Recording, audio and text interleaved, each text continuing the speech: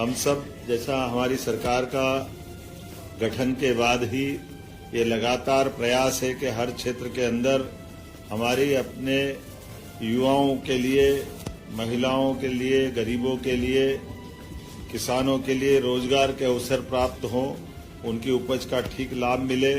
हमारी प्रॉपर्टियां और खास करके ये जो प्राकृतिक संपदा हमारे पास है, हेरिटेज संपदा हमारे पास है, जैसे यूनेस्को की 62 प्रॉपर्टी देश भर में है, उसमें से 18 प्रॉपर्टी अकेले मध्य प्रदेश के अंदर है।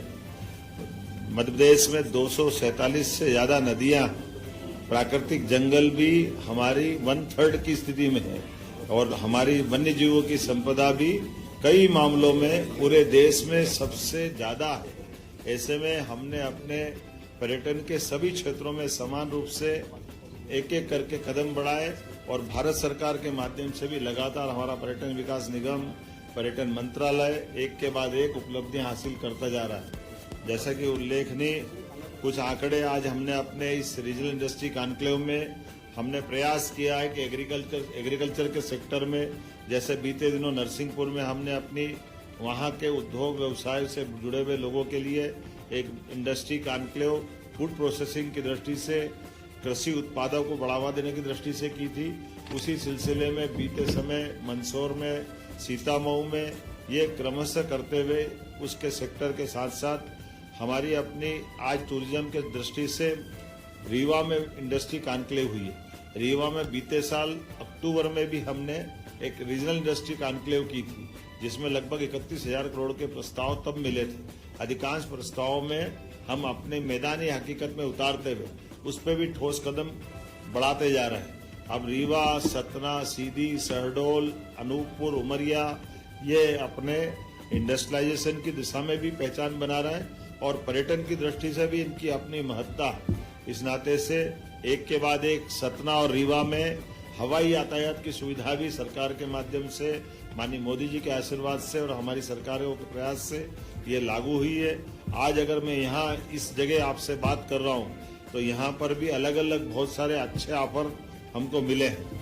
इसमें इनाल मिलाकर के लगभग अभी तक के इंटेंशन ऑफ इन्वेस्ट के जो प्रस्ताव है लगभग 3,000 करोड़ से ज्यादा के मिले हैं।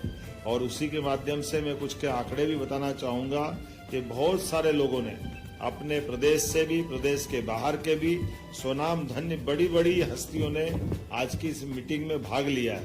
जैसे ललित होटल इंडस्ट्री की मालिक ज्योत्सना सूरी जी ने स्वयं ने आज अपना एक और नया संस्थान चित्रकूट में खोलने का निर्णय सुनाया और वो उस पर बहुत जल्दी भूमि पूजन करके अपनी एक नई यहाँ सौगात देने वाली है। इसी के साथ साथ हमारे पास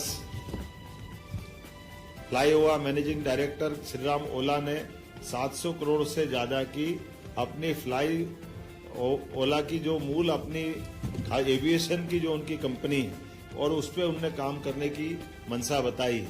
उल्लेखनीय है कि उन्होंने ही खजुराहो में हेलीकॉप्टर पायलट ट्रेनिंग इंस्टीट्यूट भी वो मध्य प्रदेश में चला रहे हैं, ताकि हमारे अपने प्रदेश के माध्यम से देश का पहला हेलीकॉप्टर पायलट ट्रेनिंग इंस्टीट्यूट है।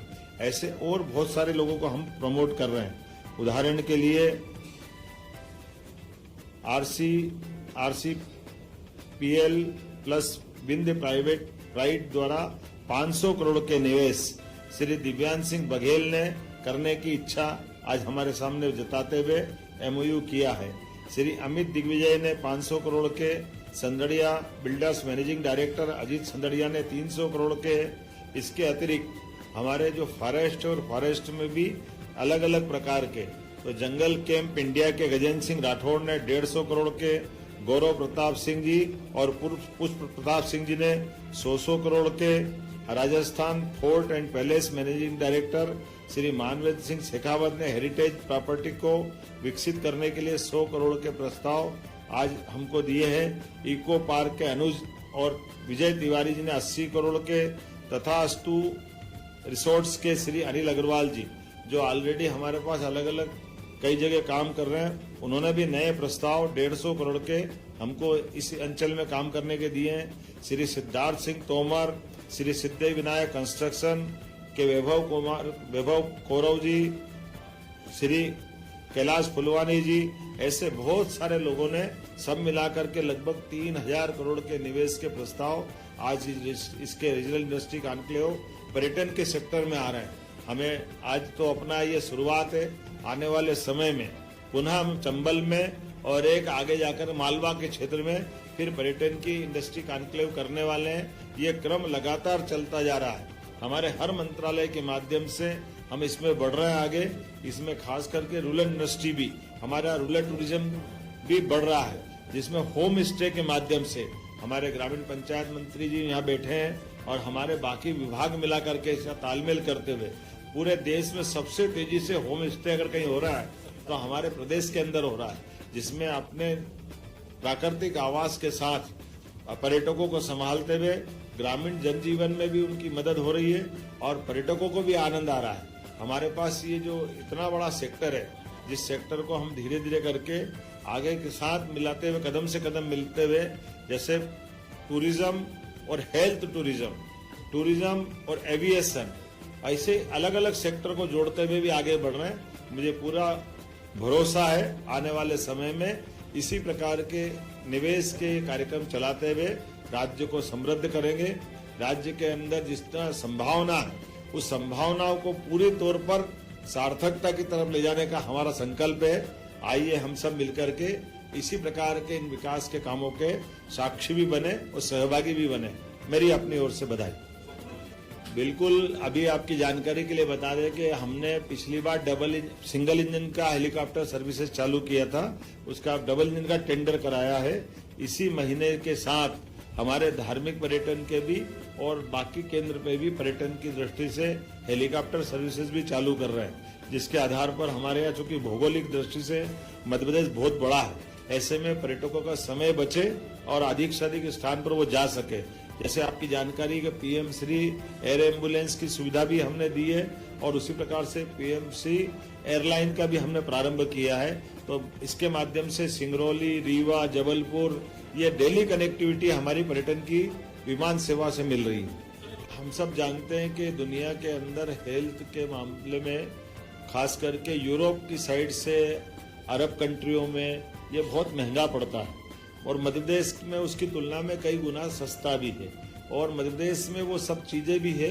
तो भविष्य की दृष्टि से टूरिज्म का एक सेक्टर हेल्थ टूरिज्म भी होता है और जब से माननीय प्रधानमंत्री जी ने 5 लाख का आयुष्मान और बाकी चीजें चालू की है तो इसका स्कोप और बढ़ गया है। तो हम इस सेक्टर को पर्याप्त ध्यान दे करके हेल्थ टूरिज्म को भी, और हेल्थ टूरिज्म न केवल एलोपैथिक, इसमें नेचुरोपैथी, आयुर्वेदिक, इसमें बहुत बड़ी संभावना है।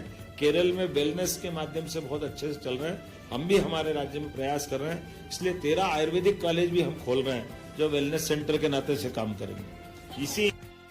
इसी स्थान पर रीवा के अंदर रामदेव जी का पतंजलि ग्रुप के माध्यम से भी यहाँ वेलनेस सेंटर का बड़ा काम वो करने वाले हैं।